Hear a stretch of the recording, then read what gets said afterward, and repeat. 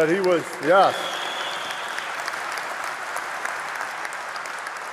It was clear to us that he was the only one in the field of Democratic candidates who would be able to take on President Trump and beat him. So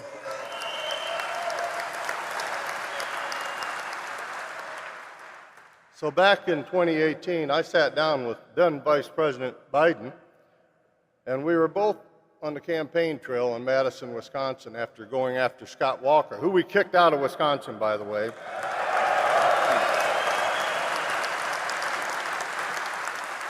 It was the beginning of many personal conversations that we would have about the 2020 race. Not just private conversations. We talked in front of members of the IBEW, too. In April 2019, he came to our construction conference right after he had decided to run. And 6 months later, he was back in the IBEW's house to sit down for a Q&A on the political conference, our political conference. He was brave enough to take questions on tough subjects, including nuclear power, carbon capture, electric vehicle charging infrastructure, low union density in solar and wind industry, American manufacturing, sitting and permitting of transmission lines, and labor laws that were stacked against workers.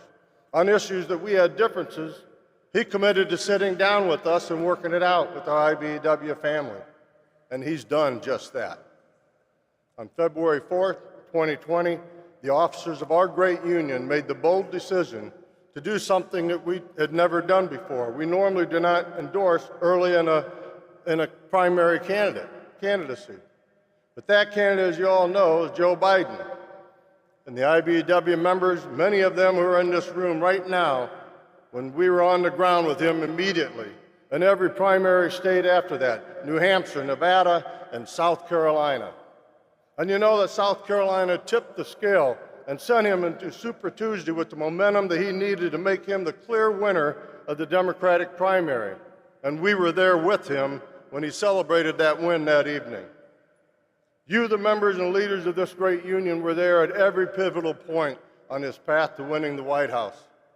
You were knocking on doors. You were making phone calls. You were talking to fellow members on the job site. You are opening up your union halls and your wallets to ensure victory for the American dream of building back better. I served on his transition team. Members of our staff chaired key policy committees and helped shape the Biden agenda on energy, environment, climate, and unions. Joe Biden always makes sure that the IBEW's agenda is his agenda. He has our back, and we have his.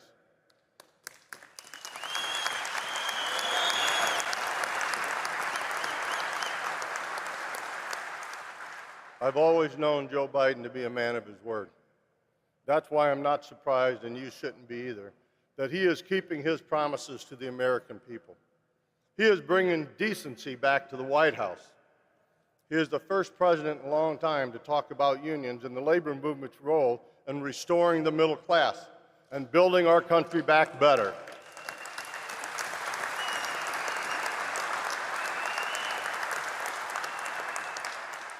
His appointments, executive orders, and actions prove that he's the most pro-union president in American history.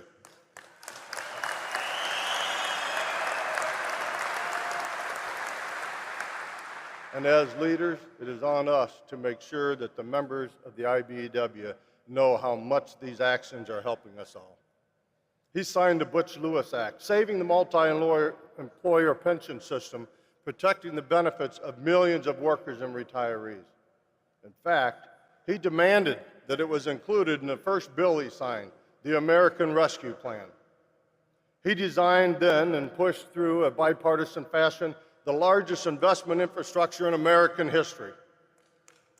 It will create, yes, it will create 1 million jobs every year for the next 10 years.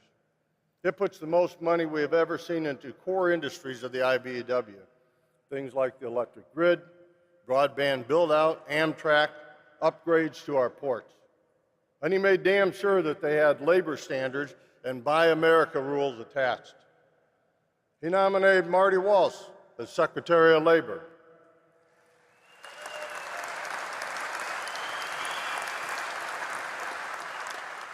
He nominated our own retired 10th District IVP Bobby Klein to the TVA board.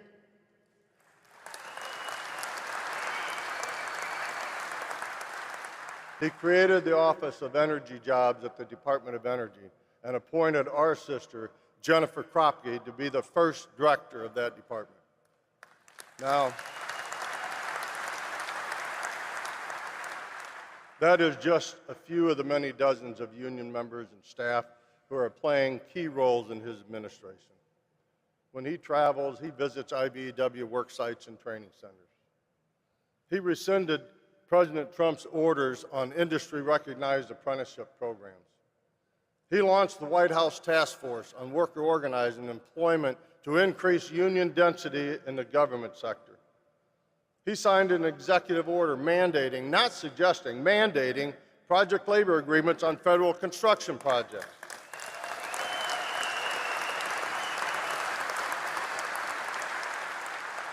And he is absolutely dedicated to the American union workers, doing with all the strong labor protections and living wages. Thanks to President Biden, America is coming back, and the IBEW is building it back better than it's ever been. Roll the video.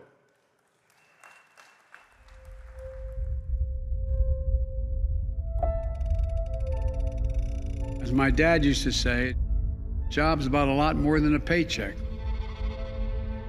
It's about your dignity, your place in the community, being able to look your kid in the eye and say everything's going to be okay. I've long said America wasn't built by Wall Street. It was built by the middle class, and unions built the middle class.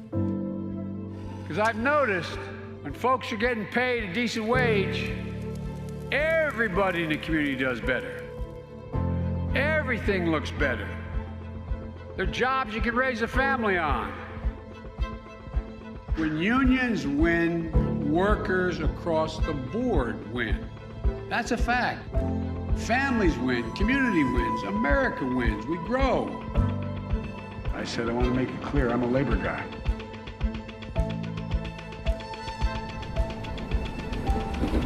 I want to talk about the Recovery Act we have here that we're trying to pass and I think is going to get done, and building infrastructure in this country.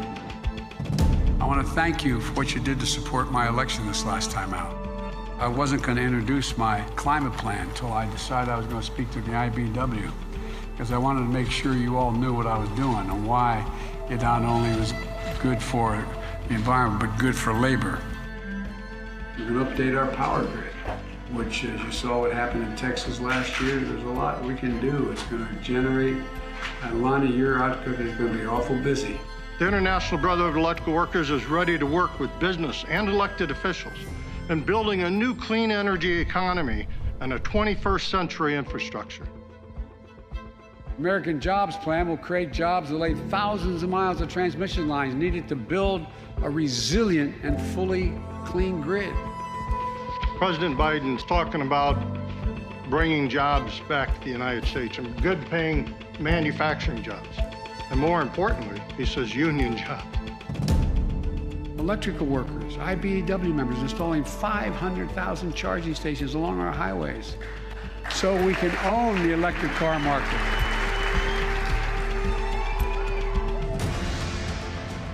Our economy created 431,000 jobs in March. 7.9 million since I became president. More jobs in 14 months than any president in the history of America has ever created because of you. And I mean it sincerely.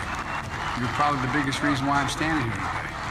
That we're going to build this economy, not from the top down anymore, but from the middle up and out. That's how you build America. Because we know that when the middle class does well, the poor have a way up and the wealthy are just fine.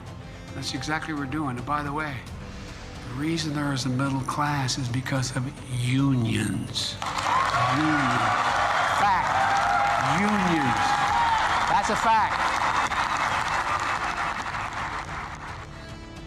The State of the Union is strong because you, the American people, are strong.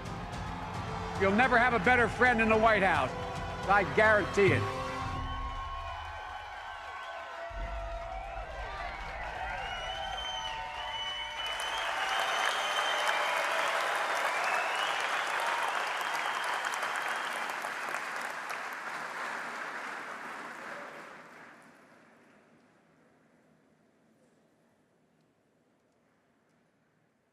delegates and guests, the IBEW's 4th International Convention.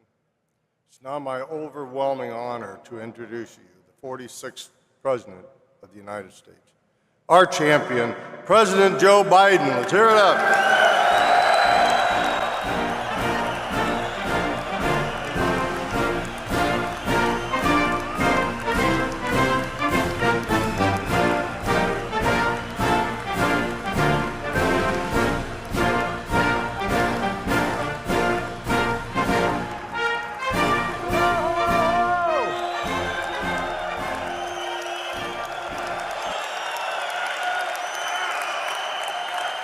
Thank you, thank you, thank you. I want to start off by saying two things. Number one, the only reason I'm standing here as your President of the United States of America is because of the IBEW came on with me early.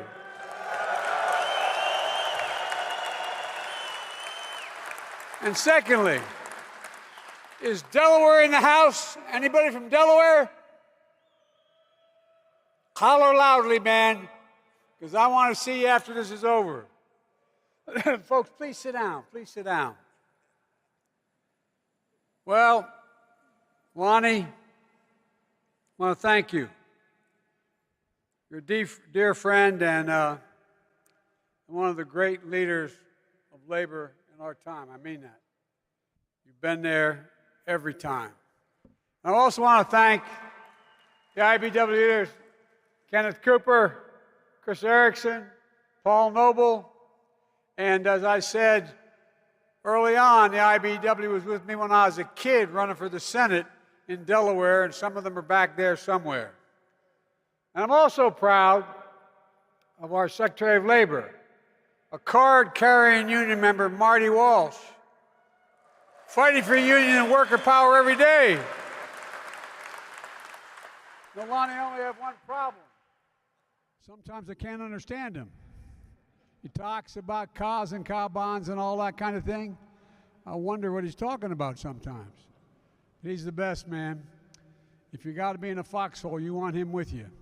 And folks, there's an expression where I come from. You go home with them that brung you to the dance. You all brought me to the dance, and I mean it. I said early on that I was going to be the most pro-labor union president we've ever had for a simple reason. You allow workers to maintain their dignity. You allow them to hold their heads up high. I mean it. It's a lot more than just what you do in terms of their paychecks and their benefits, but it's about their dignity. My dad used to have an expression. He said, Joey, a job's about a lot more than a paycheck. It's about your dignity. It's about your place in the community. It's about, and I swear to God, this is what he'd say. It's about being able to look your kid in the eye and say, honey, everything's going to be okay. Well, the union movement of the United States of America is the primary reason why that happened. The primary reason why that happened. And folks, look, there's so much.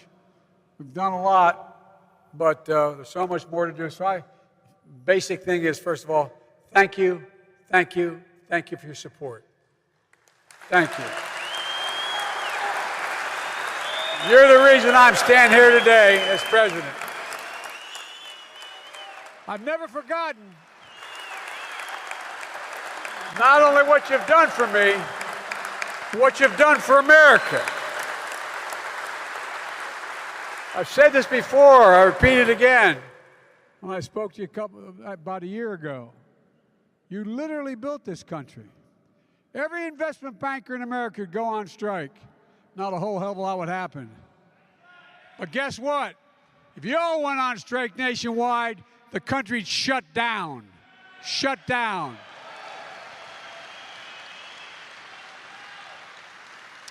You've heard it 1,000 times when I was running for office. 1,000 times. The middle class built this country. Your plan was to build this economy around you, from the middle up and the bottom down, the bottom up. I'm so sick and tired of trickle-down economics. It only trickles to a few people. When the middle class does well, the poor have a way up, and the wealthy do just fine. As I said, Wall Street didn't build this country. The middle class did, and unions built the middle class. Not labor, unions built the middle class. That's a fact. That's a fact.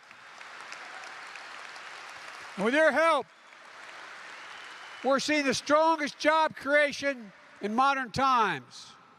We inherited an economy on the brink of a Great Depression. Millions of people losing their jobs, losing their homes, but even more importantly, losing hope. But look at the economy today.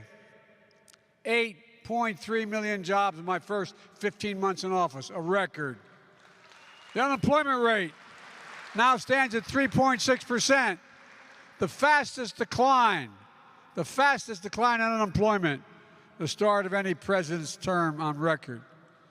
Jobs and companies are coming home again. We're making Buy America a reality, not just a slogan.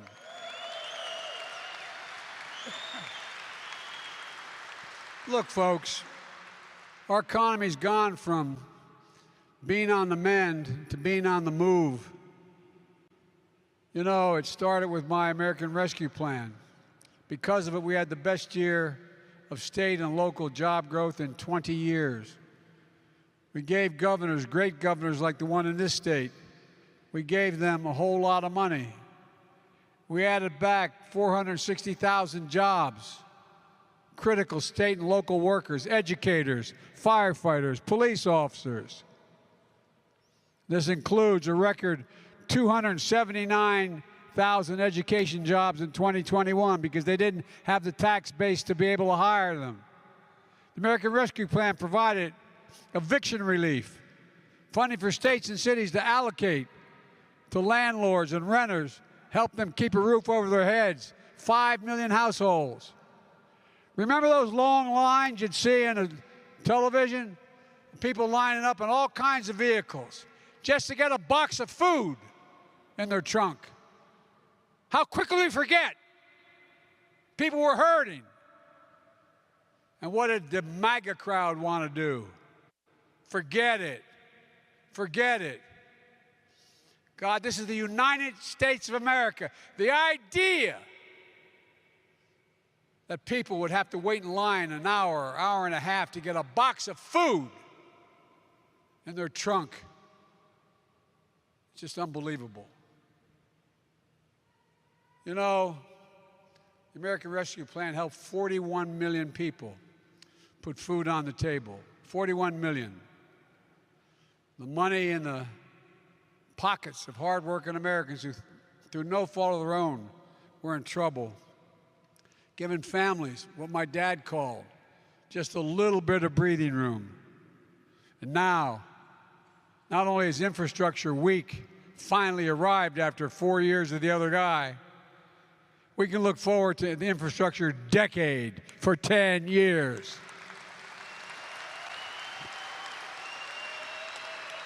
It's a fact. I know you're all over the country. And the projects are coming to you.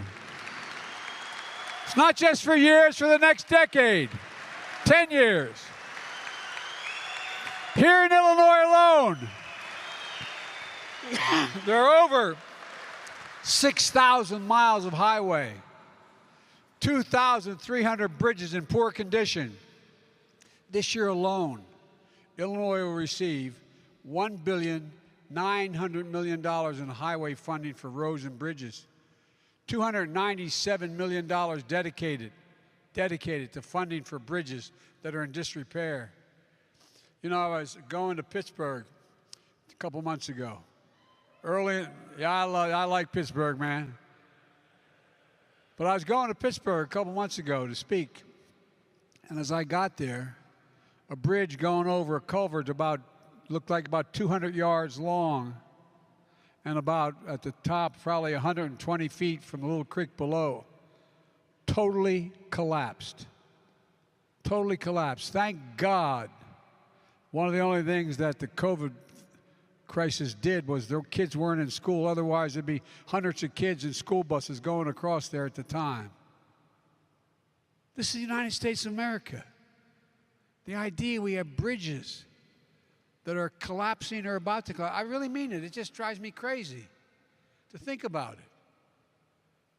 And folks, look, Mayor Lightfoot talked about how Chicago has lead service pipes, more lead service pipes and drinking water than any other city in America, affecting nearly 400,000 Chicago homes. And guess what? That lead causes brain damage, particularly to kids in those pipes. Law is going to fix that because every American deserves to be able to turn on a spigot and drink clean water. Nationwide, 10 million homes. Because of the bipartisan infrastructure law, we've announced nearly $3 billion to modernize more than 300 airports across all 50 states, just like this year. Chicago airports are going to receive, just this year, nearly $100 million that can be used to improve runways, taxiways, and terminals. You know, some of you may remember, if you're from New York City, when I was vice president, I landed there to meet with a group to go in and speak to a union convention. Came back out to LaGuardia, and when I was in there, I said, and I walked into the terminal, and there was a sign, one of the escalators wasn't working. It's the God's truth. I looked up, the escalator said, "Will be fixed in 1 month." One of the finest cities in all of America, and you have a sign saying it's going to take a month to fix an escalator.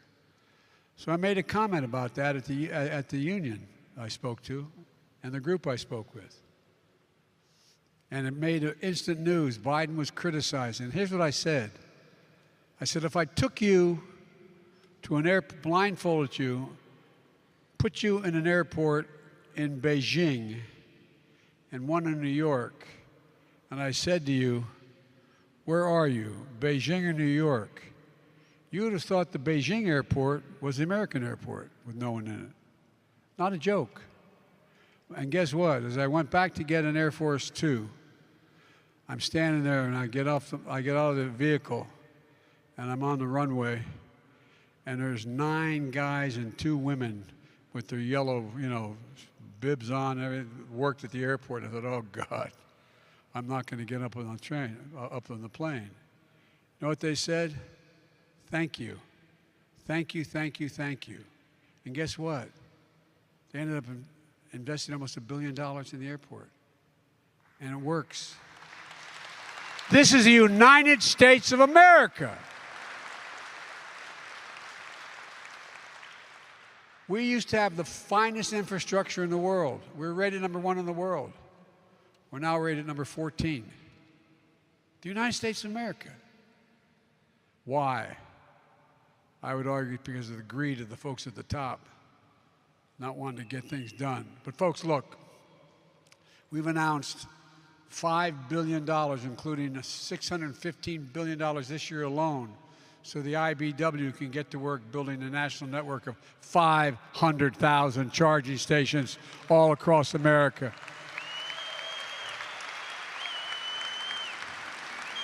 And guess what? This guy here is part of the reason. Not a joke. He won't remember this, but I met with all the heads of the CEOs of the major car companies. And you may remember General Motors back then, when I first got elected, was suing California because they said than other states, and they couldn't have a local standard higher than the federal standard. And so I talked to Mary Barry, and about 2 weeks later, she called me and said, we're dropping our suit. We're dropping our suit. And I listened, and she said, electric by 2035. Guess what? 500,000 charging stations are going to have to be built as we build these things.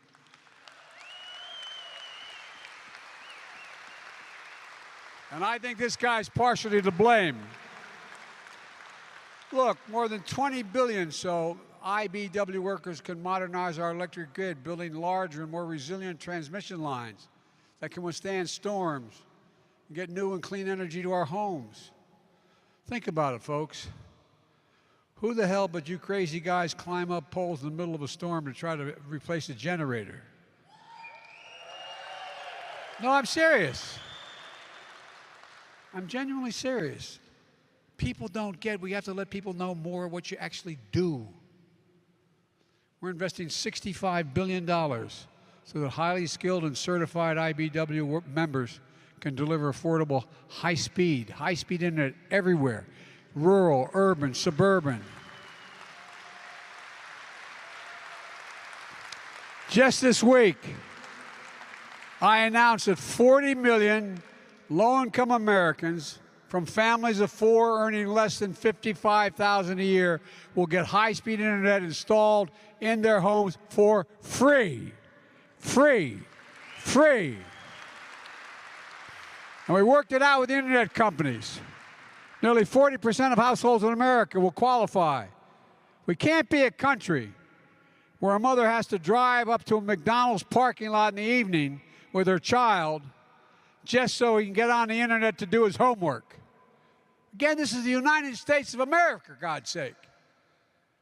And what this means to all of you is good-paying union jobs. Jobs you can raise a family on. Jobs that can't be outsourced. This law is about more than rebuilding infrastructure. It's also about rebuilding the middle class. As I said, unions built the middle class. And that's why we made sure the infrastructure law included significant labor protections. For example, the overwhelming majority of the funds included in the law are subject to Davis-Bacon requirements. So folks rebuilding our country can earn a prevailing wage.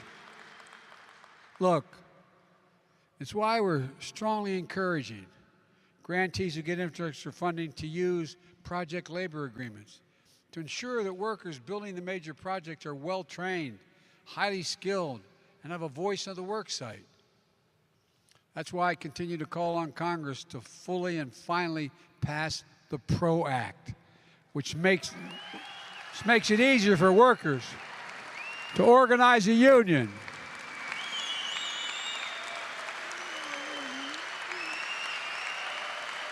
You know,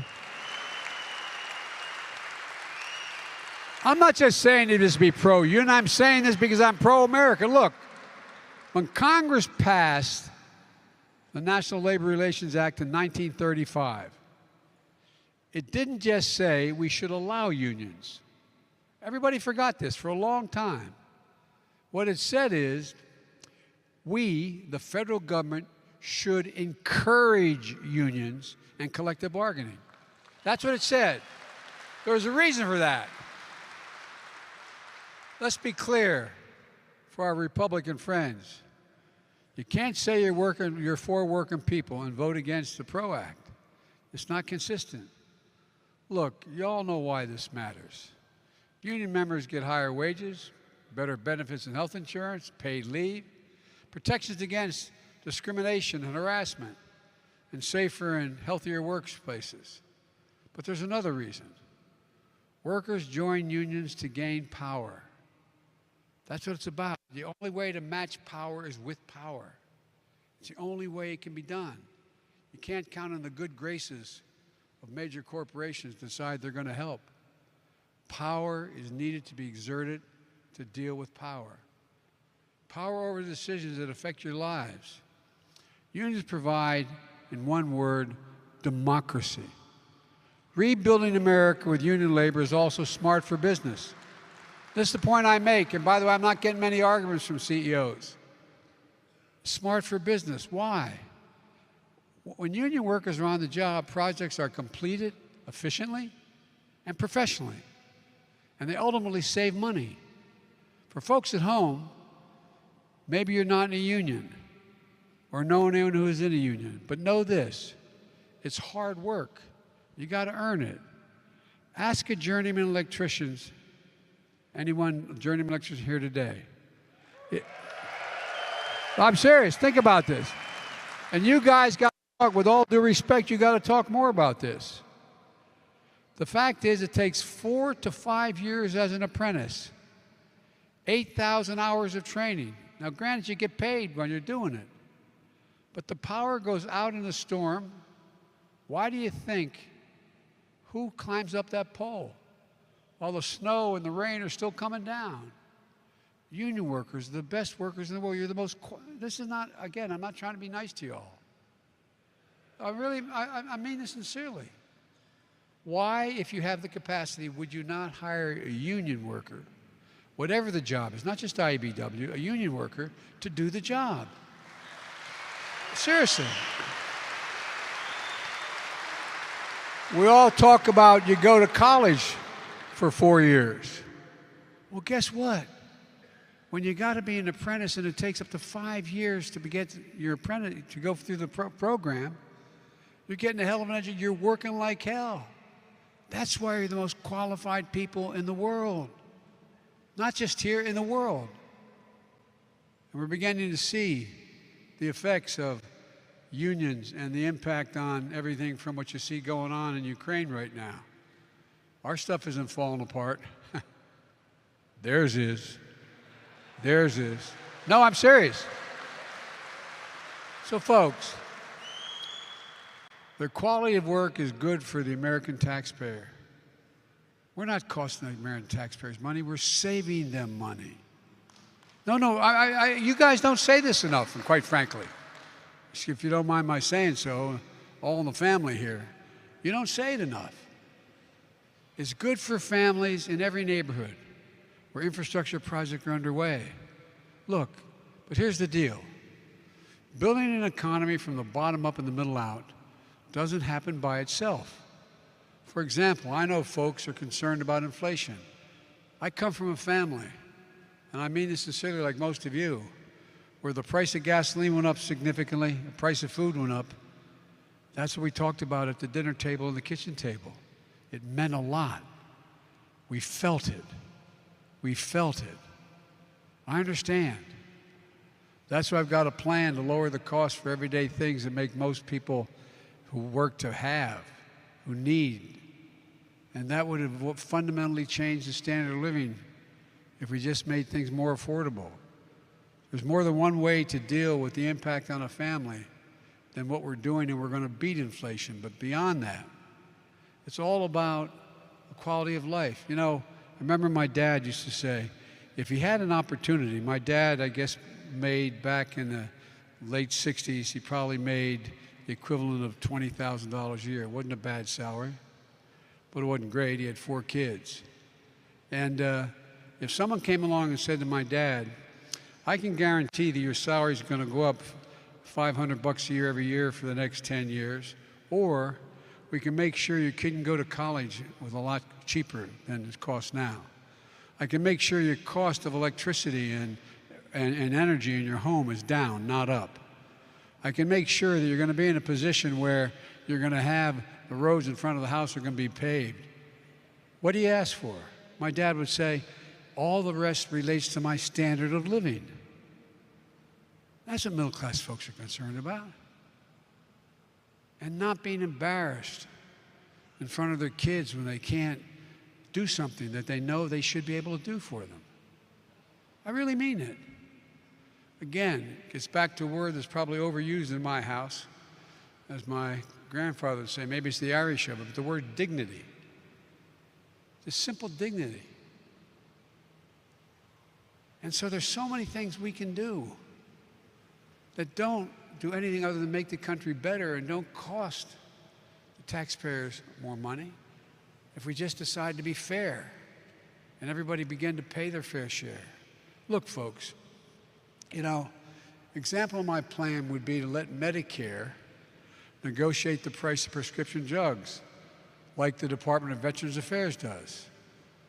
We say to the companies that are the drug companies, we're only going to pay X number of dollars for the following thing.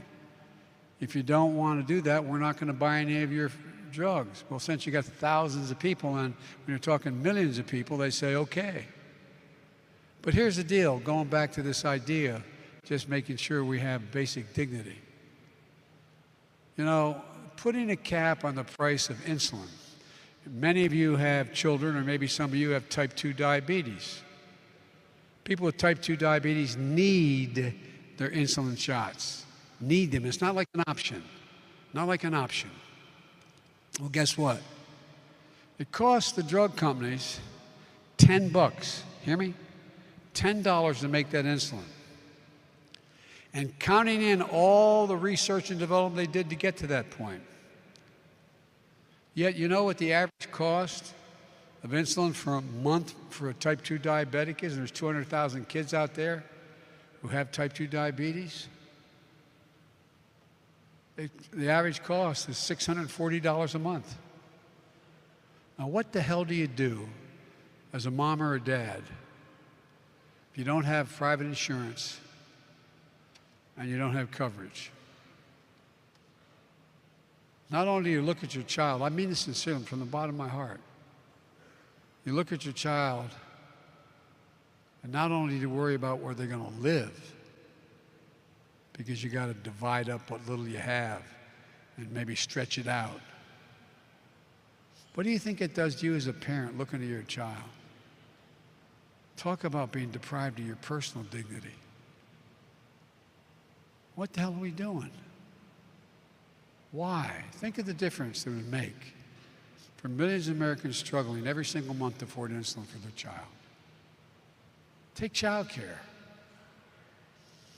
In a city like this, or in major cities in America, it costs about $14,000 a year per child who's not school age. I remember, I was 29 years old. You guys helped get me elected to the United States Senate. I wasn't old enough to be sworn in. I was down in Washington interviewing staff before I was sworn in. I got a phone call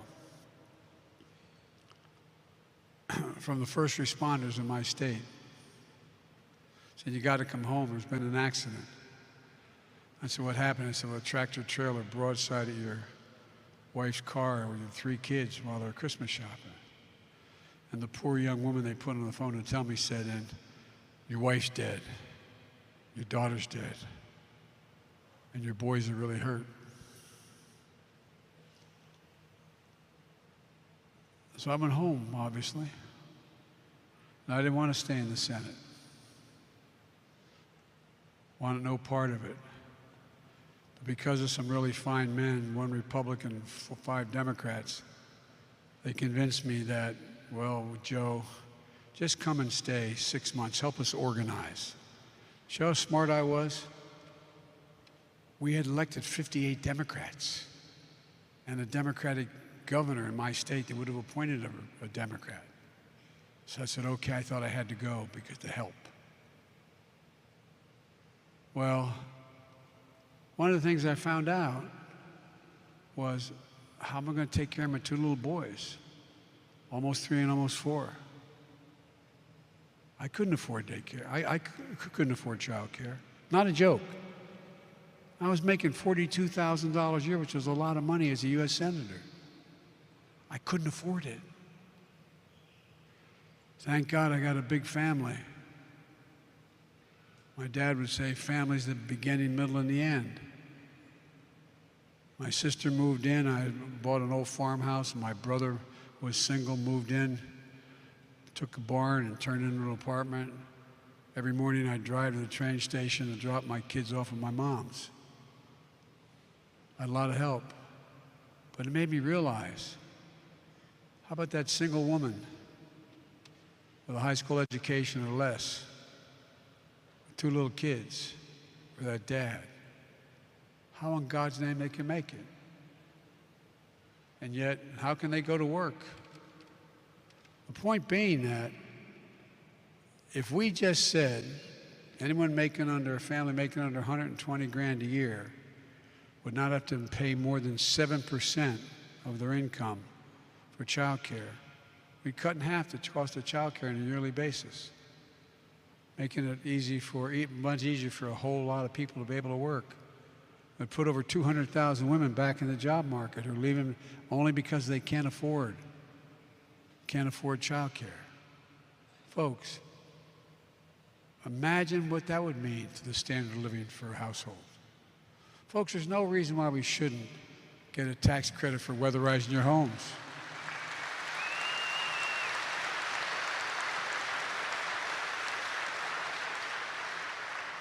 Make it more efficient to buy electric vehicles. My plan does that. I met with nearly a dozen CEOs of America's largest utility companies. Literally a dozen of them came to see me. They confirmed that if we pass the investments allowing families to, if they weatherize their homes, to write it off a tax credit, it will immediately lower the bills of these families to an average of $500 a year. We can do these things without making a lot of sacrifice. We just ask the large corporations, the wealthiest Americans, just to begin to pay part of their fair share of taxes. No one making less under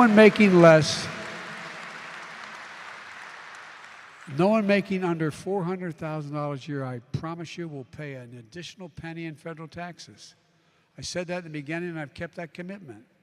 Meanwhile, right now, the average billionaire, there's about 790 of them or so in America. You know what their average tax rate is? 8%, E-I-G-H-T, 8%. Now, in federal taxes, well, most of you are likely paying 2 to 3 times that much. No billionaire should be paying a lower tax rate than a teacher, a firefighter, an electrician, a cop. No, I mean it.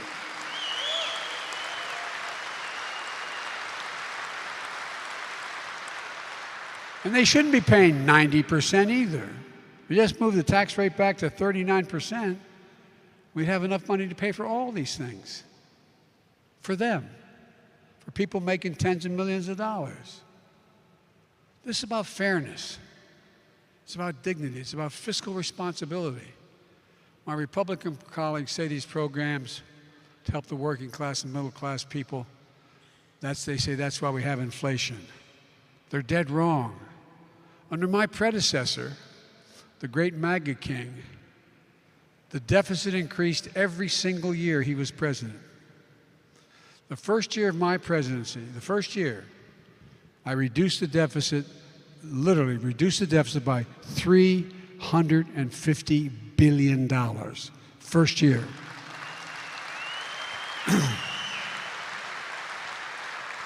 And this year, we're on track to cut the federal deficit by $1.5 trillion, the biggest decline in debt ever in American history.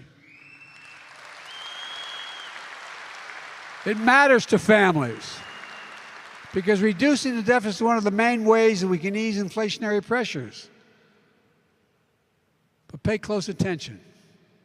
I believe in bipartisanship. Right now, the majority of our Republican friends just see things differently. They don't want to solve inflation by lowering the cost. They want to solve it by raising taxes and lowering your income. Now, you think I'm making this up. If I didn't see the actual document, I'd think I was making it up.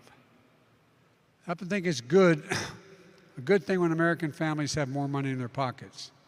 American workers deserve a raise. All this concern, wages went up 5%. Oh my God. I thought that we were supposed to see happen. The Republicans in Congress have proposed a plan that will make working families, American families, poorer. Now, I'm not usually just discreet about my Republican friends. I've got along with a lot of them, used to anyway. But Senator Rick Scott, a Republican from Florida, laid out a plan in writing. I call it the Ultra MAGA plan, Make America Great Again plan.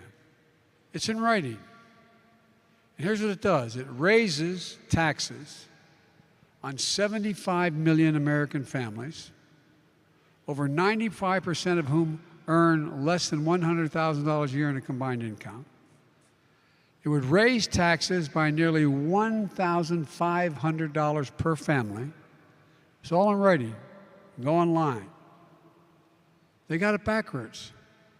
I propose a minimum tax for billionaires. But congressional Republicans have proposed a minimum tax for teachers, firefighters, and electricians.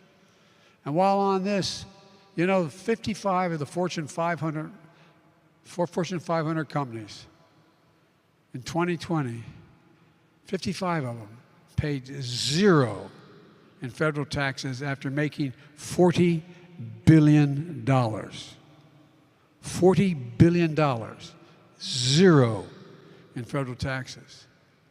You didn't write. I propose a minimum tax for corporations that asks them to pay their fair share in taxes. Senator Scott's plan lets them off, no pun intended, scot-free.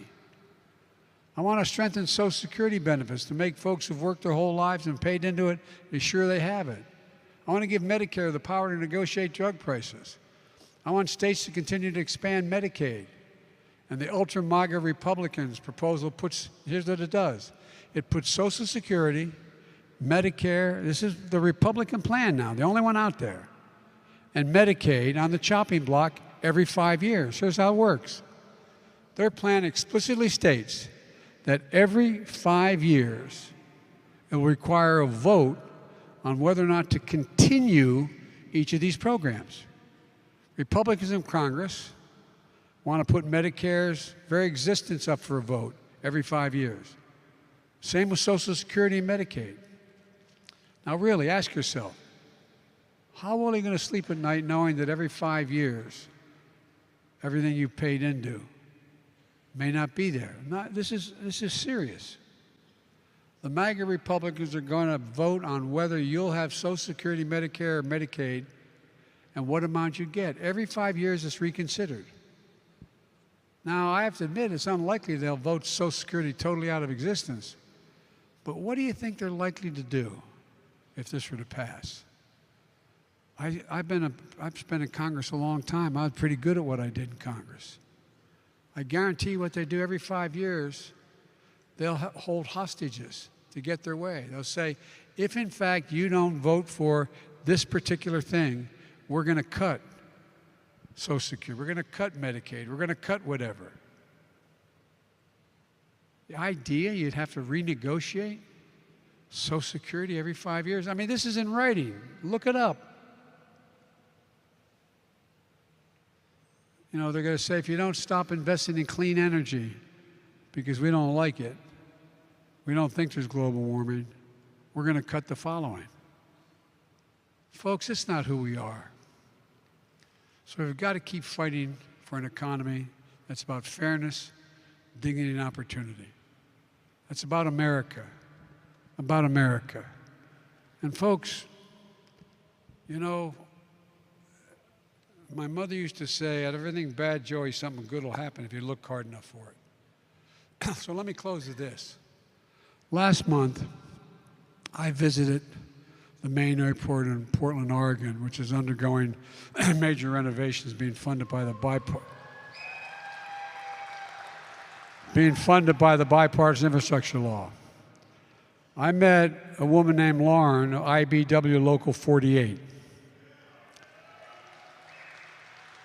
She came up to me and she shared what the job meant to her, how she grew up poor, was raised by a single mom, how she bounced around in different careers until she became an apprentice with the IBW. She's putting in her years and the thousands of hours she needs to put in to become a journeyman electrician. Lauren told me that the airport will symbolize the crown jewel of the Pacific Northwest, but will also symbolize something else, a better life. A better life for an IBW member. That means fairness and dignity in the workplace. And it'll be a symbol for a better America because the IBEW is just getting started.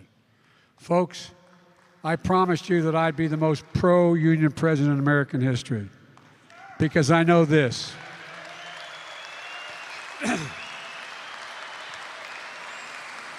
And in crisis, America always counts on you. So you can count on me to keep fighting for you.